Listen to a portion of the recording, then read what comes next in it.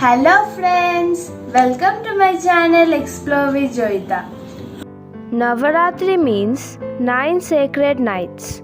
Nava means 9 and Ratri means night. It marks the most auspicious days of the lunar calendar according to Hinduism.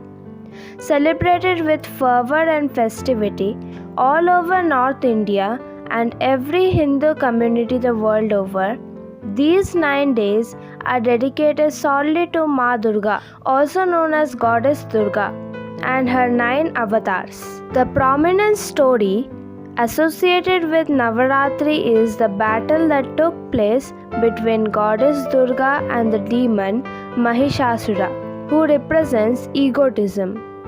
All the 9 days of the festival are dedicated to each distinct avatar of the goddess. And each of these days has a significant color attached to it, which devotees are expected to wear while taking part in the festivities. Navaratri, or the 9 nights, is the time of the year when you get the chance to experience deep rest. This deep rest brings freedom from all kinds of botherations, deep relaxation, and creativity. Fasting, meditation, prayers, and the other spiritual practices performed during this period help bring about this deep rest. The 9 avatars of Ma Durga and the colors of each avatar. First day, Shailaputri.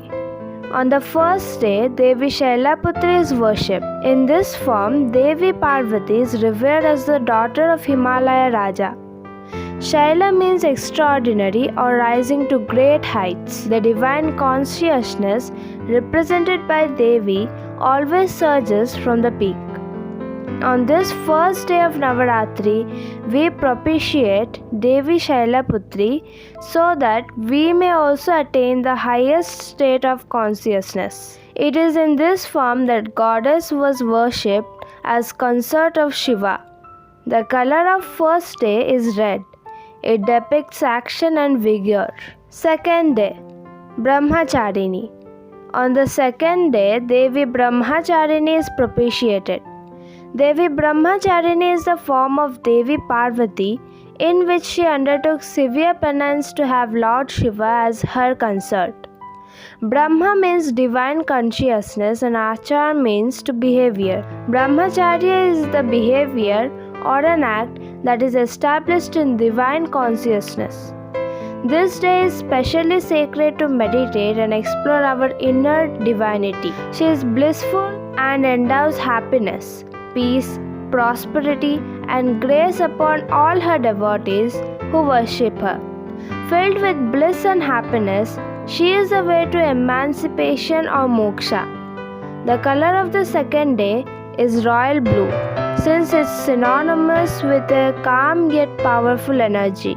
Third day, Chandraghanta. On the third day, Devi Chandraghanta is the presiding Devi. Chandraghanta is the special form that Devi Parvati assumed at the time of her marriage with Lord Shiva. Chandra refers to the moon. The moon represents our mind. The mind is restless and keeps moving from one thought to another.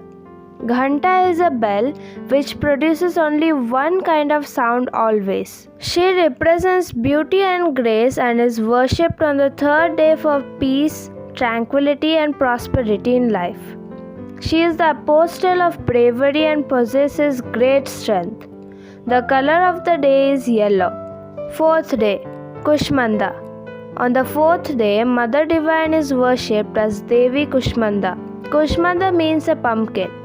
Ku means little, Ushma means energy, and Anda refers to egg. The color of the day is green. Fifth day, Skanda Mata. Skanda Mata means mother of Skanda. On the fifth day, the motherly aspect of Devi Parvati is worshipped. In this form, she is the mother of Lord Kartikeya. She represents motherly affection. Worshipping this form of Devi brings abundance of wisdom, wealth, power, prosperity, and liberation. The color of the day is grey as it indicates the vulnerability of a mother who can turn into a storm cloud when the need arises to protect her child. Sixth day, Katyayani.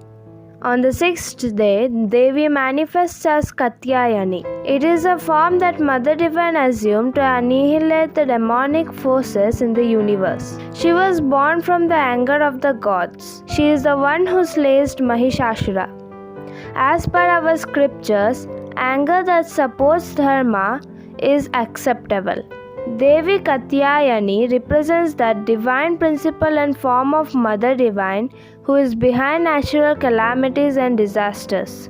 She is the anger that arises in creation to restore balance. Devi Katyayani is invoked on the sixth day to put an end to all our inner foes that are an obstacle on the path of spiritual evolution. Dressed in orange, she exhibits immense courage, as the color of the day is orange. Seventh day, Kalratri. On the seventh day, we invoke Devi Kalratri. Mother Nature has two extremes. One is terrifying and devastating. The other is beautiful and serene. Devi Kalratri is a fierce form of Devi. Kalratri represents the dark night. Night is also considered an aspect of Mother Divine, as it is the night that brings solace, rest and comfort to our souls. It is only at night that we get a glimpse of infinity in the skies. Devi Kalratri is the infinite dark energy that houses innumerable universes. She has a dark complexion, disheveled hair and a fearless posture. She has 3 eyes that shine bright with flames emanating from her breath. She is black like the goddess Kali. She is the most fierce form of goddess Durga, and she is dressed in white, a color that represents peace and prayer. Thus, the color of the day is white. Eighth day, Mahagauri. Devi Mahagauri is that which is beautiful, gives momentum and freedom in life. Mahagauri represents the beautiful and serene aspect of nature. She is that energy which propels our lives and also liberates us. She is the Devi who is worshipped on the 8th day. Mahagauri is intelligent, peaceful and calm. It is said that due to her long austerities in the deep forests of the Himalayas, her color transformed from white to black. However, later when Shiva cleaned her with the waters of the Ganga, her body regained its beauty and she came to be known as Mahagauri, which means extremely white. The color of the day is pink, denoting hope and a fresh start. 9th day, Siddhidatri. On the 9th day, we worship Devi Siddhidatri. Siddhi means perfection. Devi Siddhidatri brings perfection in life. She makes the impossible possible. She takes us beyond the ever-reasoning logical mind to explore the realm beyond time and space. She has supernatural healing powers. She has 4 arms and is always in a happy state of mind. She blesses all gods, saints, yogis, tantrics and all devotees as a manifestation of the Mother Goddess. The goddess is shown to be in blissful state just like the sky on a clear day. Thus, the color of the day is sky blue, representing wonderment about the beauty of nature. Celebrated twice a year, the first Navaratri that falls in the month of March or April is known as Chaitra Navaratri. Most devotees of Goddess Durga observe a fast for 9 days, though some observe it for only 2 days. During the fast, one is meant to abstain from everyday grains like wheat, but can consume fruits, milk, tea, coffee, potatoes, and 1 meal of sago food preparations. Instead of regular table salt, sendha salt is used for cooking. Diversity thrives, be it language, food, or culture.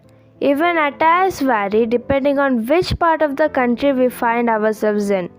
It's no surprise then that our way of worshipping changes as per our diversified customs and rituals, giving that distinctive regional touch.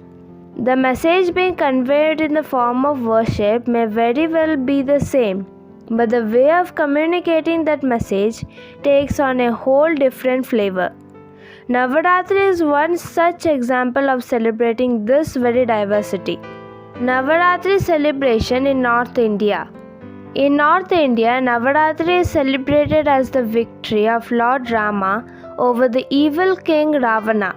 It culminates in the celebrations of the Ram Leela, which is enacted ceremoniously during Dashera.